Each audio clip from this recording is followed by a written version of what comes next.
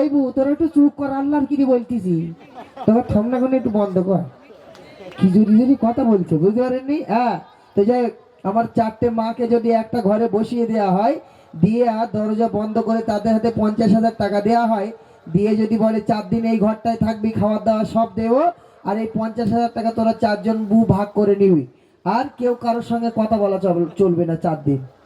ও ভাই, আল্লাহ গিয়ে বলেন দিন কেউ চুপচাপ থাকবে বলে মনে হয়? হ্যাঁ, কিয়ামত হয়ে যাবে, পেটে গ্যাস্ট্রিক হয়ে মরে যাবে, কিন্তু কথা বলা বন্ধ করবে না। কারণ কেন বলেন তিনি? হ্যাঁ, কারণ ওরা সেই গোড়ার থেকে গন্ডগোল। বলো একটুখানি বলবো কিরকম গন্ডগোল। আল্লাহ পাক জান্নাতে আদম নবী আম্মাজান হাওয়াকে সৃষ্টি করেছে, করার পরে আল্লাহ পাক বলছে জান্নাতের ভিতরে যত ফলমূল আছে সব খাবি, কিন্তু একটা ফল খাবিনি। কোন ফল? গন্ধম গাছের ফল খাবিনি। বলেছিল না বলেনি ভাই?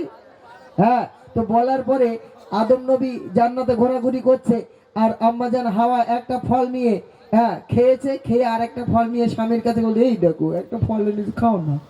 তোমার স্বামী, তুমি আমার স্বামী না খেলি হয়? হ্যাঁ, আদম নবী দেখছে আমার তো এখানে আর কেউ নেই, আমার একমাত্র স্ত্রী, না খেলে আবার যদি রাগ করে, যেই খেয়েছে আল্লাহ বলছে জান্নাত থেকে এবার চলে যাও। তাড়িয়ে দিল, দুজনকে দুই প্রান্তে দিল। 350 বছর কেঁদে কেঁদে আল্লাহ দোয়া কবুল করেছে। আর আমি সিরাজুল যদি 650 বছর কেঁদে কেঁদে বলি বুতরে একটু চুপ করো না, করবে বলি মনে হয়? হ্যাঁ, কারণ ওরা তো আল্লাহর কথা শুনেনি। আর কোথা কার সিরাজুল, আমার কথা শুনবে বলে মনে হয়? শুনবে না। তো যাই একটু হাত আপনারা একটু প্লিজ